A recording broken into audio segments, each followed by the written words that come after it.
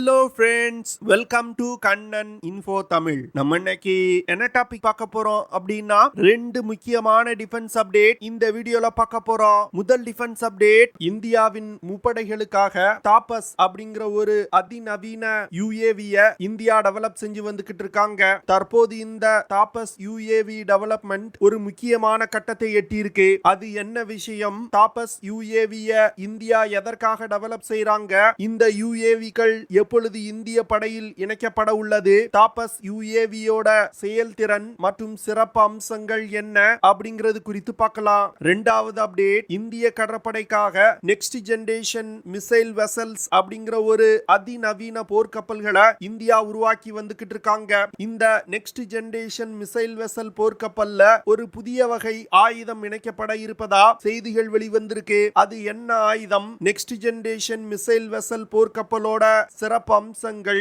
மற்றும் செயல்திறன் என்ன? இந்த போர்க்கப்பல்களை இந்தியா எதற்காக டெவலப் செய்யறாங்க அப்படிங்கிறது குறித்து நம்ம டீடைலா இந்த வீடியோல பார்க்கலாம். நம்ம சேனல்ல டிஃபென்ஸ் மற்றும் ஜியோபாலிட்டிக்ஸ் சம்பந்தமா தினம் ஒரு வீடியோ பப்ளிஷ் பண்ணிட்டு இருக்கோம். உங்களுக்கு நம்ம சேனல்ல பப்ளிஷ் ஆகக்கூடிய வீடியோஸ் பிடிச்சிருந்துச்சுன்னா சேனலை சப்ஸ்கிரைப் பண்ணி சப்போர்ட் பண்ணுங்க. நீங்க பண்ற ஒவ்வொரு சப்ஸ்கிரிப்ஷனும் எனக்கு அடுத்தடுத்த வீடியோஸ் போடுறதுக்கு ஒரு மோட்டிவேஷனா இருக்கும். இந்த வீடியோல நிறைய இன்ட்ரெஸ்டிங் ஃபேக்ட்ஸ் இருக்கு ஃப்ரெண்ட்ஸ், அதனால தயவு செஞ்சு ஸ்கிப் பண்ணாம கடைசி வரைக்கும் பாருங்க. பாகிஸ்தான், சீனா மற்றும் துருக்கியிடம் இருந்து அதிநவீன ட்ரோன்களை வாங்கி தங்களுடைய படையில் இணைச்சு வந்துகிட்டு இருக்காங்க. சீனாவை பொறுத்தமட்டில் ஒரு மிகப்பெரிய ட்ரோன் படைய வச்சிருக்காங்க. இந்த சூழ்நிலையில இந்தியா இஸ்ரேலிடம் இருந்து ஹெரான் ட்ரோன்களை வாங்கி பயன்படுத்தி வந்துகிட்டு இருக்காங்க. அது மட்டும் இல்லாம அமெரிக்காவின் பிரெடேட்டர் ட்ரோன்களை வாங்குவதற்கும் முயற்சி செய்து வந்துகிட்டு இருக்காங்க. தற்போதைய நிலையில இந்தியாவிடம் ஒரு தாக்குதல் திறன் கொண்ட ட்ரோன் கிடையாது. ஆனா பாகிஸ்தானிடம் துருக்கியிடம் இருந்து வாங்கப்பட்ட அதிநவீன தாக்குதல் ட்ரோன்கள் இருக்கு. இந்த சூழ்நிலையில இந்தியா தன்னுடைய உள்நாட்டு ட்ரோன் தயாரிப்பை வேகப்படுத்தி இருக்காங்க. அதுவும் குறிப்பா தாபஸ் அப்படிங்கிற ஒரு medium altitude long endurance drone project வேகப்படுத்தி இருக்காங்க. இந்த ட்ரோனை இந்தியா 2013வது வருடத்துல இருந்தே டெவலப் செய்து வந்துகிட்டு இருக்காங்க. தாபஸ் ட்ரோனை முதல்ல டெவலப் செய்யப்படும் பொழுது ருஸ்ட்ரம் 2 அப்படிங்கிற பேர்ல டெவலப் செய்ய ஆரம்பிச்சாங்க. தற்போது இந்த தாபஸ் ட்ரோனோட டெவலப்மெண்ட் வேலைகள் முடிக்கப்பட்டு விட்டது. இதனை தொடர்ந்து தாபஸ் ட்ரோனோட யூசர் ட்ரையலை இந்த மாதத்தோட இறுதியில் நடத்துவதற்கு டிஆர்டிஓ திட்டமிட்டிருக்காங்க. தாபஸ் ட்ரோனோட இந்த யூசர் ட்ரையலை இந்திய விமானப்படை மற்றும் இந்திய தரைப்படையும் இணைந்து மானிட்டர் செய்ய போறாங்க. இந்த யூசர் ட்ரையல்ல தாபஸ் ட்ரோனோட செயல்திறன் இந்திய விமானப்படை மற்றும் இந்திய தரைப்படைக்கு பிடிச்சு போச்சுன்னா இந்த ட்ரோன்களை அதிக எண்ணிக்கையில தயாரித்து இந்திய படையில் இணைப்பாங்க. இந்த யூசர் ட்ரையல்ல தாபஸ் ட்ரோன் சிறப்பா செயல்படலன்னா இந்திய விமானப்படை மற்றும் இந்திய தரைப்படை சொல்லக்கூடிய மாற்றங்களை இந்த ட்ரோன்ல இம்ப்ளிமெண்ட் செய்வாங்க.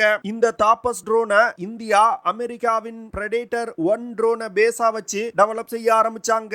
இந்த தாபஸ் ட்ரோன்கள் பிரத்யேகமா இந்திய முப்படைகளின் தேவைக்காக உருவாக்கப்பட்டிருக்கு. குறிப்பா சொல்லணும் அப்படின்னா உளவு தகவல் சேகரிப்பது, ரோந்து செல்வது, டார்கெட் அக்யூசேஷன், டார்கெட்டை பின்தொடர்வது, ரெகானசன்ஸ் போன்ற பல்வேறு விதமான ஆபரேஷன்களை தாபஸ் ட்ரோன்களை கொண்டு கேரி அவுட் செய்ய முடியும். தாபஸ் ட்ரோன்கள் பிரத்யேகமா எல்லை பகுதியை கண்காணிப்பதற்காகவே உருவாக்கப்பட்டிருக்கு. தாபஸ் ட்ரோன்களை இந்திய விமானப்படை தான் அதிக எண்ணிக்கையில வாங்கி டெவலப் செய்ய போறாங்க. அது மட்டும் இல்லாம தாபஸ் ட்ரோன் டெவலப்மெண்ட்லயும் இந்திய விமானப்படை பெருமளவுல உதவி செஞ்சிருக்காங்க. இந்திய விமானப்படை கிட்டத்தட்ட 97 தாபஸ் ட்ரோன்களை வாங்கி பயன்படுத்துவதற்கு திட்டமிட்டிருக்காங்க. தாபஸ் ட்ரோனோட யூசர் ட்ரையல் மட்டும் வெற்றிகரமா முடிக்கப்பட்டால் கிட்டத்தட்ட 10,000 கோடிக்கு தாபஸ் ட்ரோன்களை வாங்குவதற்கு இந்திய முப்படைகளும் திட்டமிட்டிருக்காங்க. அது மட்டும் இல்லாம தாபஸ் ட்ரோன்ல உளவு தகவல் சேகரிப்பதற்கான அதிநவீன உபகரணங்கள், சென்சார்கள் போன்றவை இணைக்கப்பட்டிருக்கு. அதுவும் குறிப்பா ஒவ்வொரு படையினரின் தேவைக்கு ஏற்ப பல்வேறு விதமான சென்சார்கள் உருவாக்கப்பட்டிருக்கு. தாபஸ் ட்ரோனை Bharat electrical, Hindustan aeronautics limited நிறுவனம், ஏரோநாட்டிக்கல் டெவலப்மெண்ட் எஸ்டாப்ளிஷ்மெண்ட் நிறுவனம் போன்ற 3 நிறுவனங்களும் இணைந்து டெவலப் செஞ்சிருக்காங்க. தாபஸ் ட்ரோனோட முதல் பறத்தல் 2016வது வருடம் நடைபெற்றது. இந்த முதல் பறத்தலுக்கு பிறகு தாபஸ் ட்ரோன்ல பல்வேறு மாற்றங்களை செஞ்சு அந்த ட்ரோனோட செயல்திறனை மிக பெரிய அளவுல உயர்த்தி இருக்காங்க. தாபஸ் ட்ரோன்கள்னால அதிகபட்சமா 350 கிலோகிராம் எடை கொண்ட பேலோடுகளை சுமந்து கொண்டு பறக்க பறக்க முடியும். இந்த ட்ரோன்கள் 9.5 மீட்டர் நீளமும் 20.6 மீட்டர் விங் ஸ்பேனும் கொண்டது. டாபஸ் ட்ரோன் 1800 கிலோகிராம் எடை கொண்டது. இந்த ட்ரோனை இயக்குறதுக்கு 2 NPO Certain 3060 இன்ஜின் பயன்படுத்தப்படுது. ஃபியூச்சர்ல VRDE அப்படிங்கிற உள்நாட்டு தயாரிப்பு இன்ஜினை டாபஸ் ட்ரோன்ல பயன்படுத்துவதற்கு இந்தியா திட்டமிட்டிருக்காங்க. டாபஸ் ட்ரோன்னால அதிகபட்சமா 224 கிலோமீட்டர் பெர் ஹார் வேகத்துல பறக்க முடியும். டாபஸ் ட்ரோன்கள்னால தொடர்ந்து 24 மணி நேரம் பறக்க முடியும். இந்த ட்ரோன்கள்னால அதிகபட்சமா 1000 கிலோமீட்டர் தூரம் வரைக்கும் பறக்க முடியும். டாபஸ் ட்ரோன்கள் சர்வேலன்ஸ் ஆபரேஷன்ல பயன்படுத்தப்படுவதனால இந்த ட்ரோன்களோட பறக்கும் உயரம் மிக அதிகமாயிருக்கணும். அதனால இந்த ட்ரோன்களை 30,000 அடி உயரத்துல பறக்கும் வகையில இந்தியா டெவலப் செஞ்சிருக்காங்க.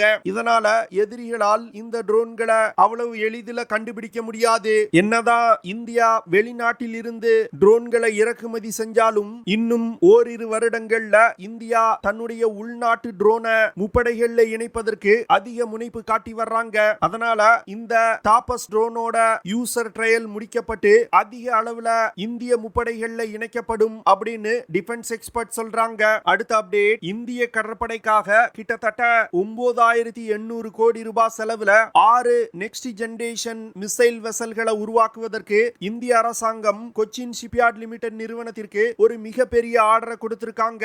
இந்த நெக்ஸ்ட் ஜெனரேஷன் மிசைல் வெசல் போர்க்கப்பல்கள் பிரத்யேகமா ஆன்டி சர்ஃபேஸ் வார்ஃபேர் கேப்பபிலிட்டி கொண்ட ஒரு கோர்வெட்ஸ் ரக போர்க்கப்பல். இந்த போர்க்கப்பல்கள்ல அதிக எண்ணிக்கையில ஆன்டி ஷிப் மற்றும் லேண்ட் அட்டாக் மிசைல்கள் இணைக்கப்பட உள்ளது. அது மட்டும் இல்லாம இந்த நெக்ஸ்ட் ஜெனரேஷன் மிசைல் வெசல் போர்க்கப்பல்கள் ஸ்டெல்த் திறன் கொண்ட போர்க்கப்பல்களா உருவாக்கப்பட உள்ளது. இதனால எதிரிகளின் ரடார் சிஸ்டங்கள்னால இந்த போர்க்கப்பல்களை கண்டுபிடிக்க முடியாது. இந்த நெக்ஸ்ட் ஜெனரேஷன் மிசைல் வெசல் போர்க்கப்பல்கள் கிட்டத்தட்ட 2200 டன் எடை கொண்டது. இந்த போர்க்கப்பல் 105 மீட்டர் நீளமும் 13 மீட்டர் அகலமும் 5 மீட்டர் உயரமும் கொண்டது. இந்த போர்க்கப்பலோட டைமென்ஷன்ஸ் பார்க்கும் பொழுதே இந்த கப்பல் ஒரு மிகப்பெரிய போர்க்கப்பல் அப்படிங்கிறது உங்களுக்கு தெரிய வரும். இந்த நெக்ஸ்ட் ஜெனரேஷன் மிசைல் வெசல் போர்க்கப்பல்கள்ல முதல்ல வெறும் மிசைல்களை மட்டும் பயன்படுத்துவதற்கு இந்தியா திட்டமிட்டிருந்தாங்க.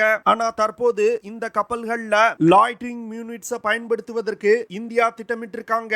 லாய்டரிங் யூனிட்ஸ் அப்படிங்கிறது தற்கொலை ட்ரோன்கள். இந்திய கடற்படை loitering units next generation missile vessel கப்பல்ல இணைப்பதற்கு முக்கிய காரணம் தற்போது நடந்து வரும் உக்ரைன் ரஷ்யா போர்ல லாய்டரிங் யூனிட்ஸ் ஒரு மிகப்பெரிய பங்களிப்பு பண்ணி வந்துகிட்டு இருக்கு. அது மட்டும் இல்லாம லாய்டரிங் யூனிட்ஸ் பயன்படுத்தி சர்வேலன்ஸ் ஆபரேஷனை கேரி அவுட் செய்ய முடியும். தேவைப்பட்டால் எதிரிகளின் போர்க்கப்பல்கள் மீது இந்த லாய்டரிங் யூனிட்ஸ் பயன்படுத்தி தாக்குதல்களும் நடத்த முடியும். லாய்டரிங் யூனிட்ஸ் அப்படிங்கிறது சாதாரண ஒரு ட்ரோன் போன்று தான் இருக்கும். ஆனா அதுல வெடிபொருள் நிரப்பப்பட்டிருக்கும். கட்டளை இடும் பொழுது இந்த லாய்டரிங் யூனிட்ஸ் எதிரிகளின் இலக்கு மீது மோதி தாக்குதல் நடத்தும். இந்த லாய்டரிங் யூனிட்ஸோட இன்னொரு சிறப்பு அம்சம் என்ன அப்படின்னா, ஒரு மிசைலை லான்ச் செஞ்சிட்டோம்னா மிசைல் டார்கெட்டை நோக்கி சென்று கொண்டிருக்கும் பொழுது அந்த மிசைலை தடுத்து நிறுத்த முடியாது. ஆனா ஒரு லாய்டரிங் யூனிட்ஸை டார்கெட்டை நோக்கி அனுப்பிட்டாலும் அது சென்று கொண்டிருக்கும் பொழுது மிஷனை பாதியில நிறுத்த முடியும். இதனால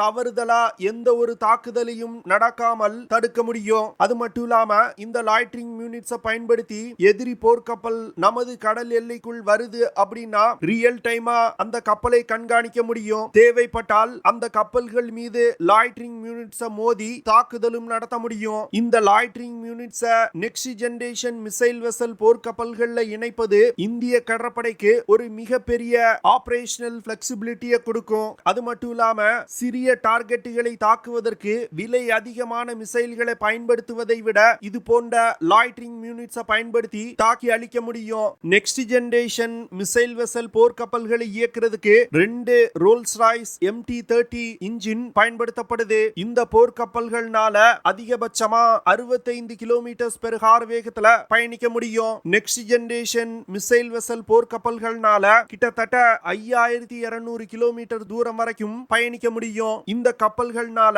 அதோட மேக்ஸிமம் ஸ்பீட்ல தொடர்ந்து 10 நாட்கள் பயணிக்க முடியும். நெக்ஸ்ட் ஜெனரேஷன் மிசைல் வெசல் கப்பலை இயக்குறதுக்கு 80 செயலர்கள் மற்றும் 13 ஆபீசர்கள் தேவைப்படுவாங்க. அடுத்து இந்த நெக்ஸ்ட் ஜெனரேஷன் மிசைல் வெசல்ல Garpun B surface search radar இணைக்கப்பட்டிருக்கு. இந்த சர்ஃபேஸ் சர்ச் ரடாரை பயன்படுத்தி எதிரிகளின் போர்க்கப்பல்களை கண்காணிக்க முடியும். அடுத்து இந்த போர்க்கப்பல்ல MF star S band AES radar சிஸ்டமும் இணைக்கப்பட்டிருக்கு. இந்த போர்க்கப்பல்ல 8 பிரம்மோஸ் மிசைல்களை எடுத்து செல்ல முடியும். அடுத்து இந்த போர்க்கப்பல்களை எதிரிகளின் மிசைல் மற்றும் விமான தாக்குதலில் இருந்து பாதுகாப்பதற்கு 32 VLSR சாம் மிசைல்கள் இந்த கப்பல்ல இணைக்கப்பட்டிருக்கு. குறைவான தூரத்தில் உள்ள ஏரியல் டார்கெட்டுகளை தாக்கி அழிப்பதற்கு VSHORAD short range air defence system இந்த கப்பல்ல இணைக்கப்பட்டிருக்கு. அடுத்து ஒரு Oto Melara 76 mm super rapid gun இந்த கப்பல்ல இணைக்கப்பட்டிருக்கு. கப்பலோட முன்பகுதி மற்றும் பின்பகுதியில AK-360M close in weapon system இணைக்கப்பட்டிருக்கு. இந்த AK-630M க்ளோஸ் இன் வெப்பன் சிஸ்டத்தை பயன்படுத்தி குறைவான தூரத்தில் உள்ள எதிரிகளின் இலக்குகள் மீது தாக்குதல் நடத்த முடியும். இது போன்ற பல்வேறு விதமான ஆயுதங்கள் இந்த கப்பல்ல இணைக்கப்பட்டிருந்தாலும் தற்போது இணைக்கப்பட்டிருக்க லாய்டரிங் யூனிட்ஸ்னால இந்த போர்க்கப்பலோட தாக்கும் திறன்ல ஒரு மிகப்பெரிய முன்னேற்றம் ஏற்படும். ஓகே ஃப்ரெண்ட்ஸ், நம்ம வீடியோவோட நிறைவு பகுதிக்கு வந்துட்டோம். இதெல்லாம் தான் நான் உங்ககிட்ட ஷேர் பண்ணணும் அப்படின்னு நினைச்ச விஷயங்கள். ஐ ஹோப் நான் ஷேர் பண்ண விஷயங்கள் உங்களுக்கு பிடிச்சிருக்கும்னு நினைக்கிறேன். அப்படி பிடிச்சிருந்துச்சுன்னா ஷேர் பண்ணுங்க, லைக் பண்ணுங்க, கமெண்ட் பண்ணுங்க. மறக்காம நம்ம சேனலுக்கு சப்ஸ்கிரைப் பண்ணுங்க. அப்படியே அந்த பெல் நோட்டிபிகேஷனை கிளிக் பண்ணி ஆல்ங்கிற ஆப்ஷனை எனேபிள் பண்ணிக்கங்க. See you in the next video. Jai Hind.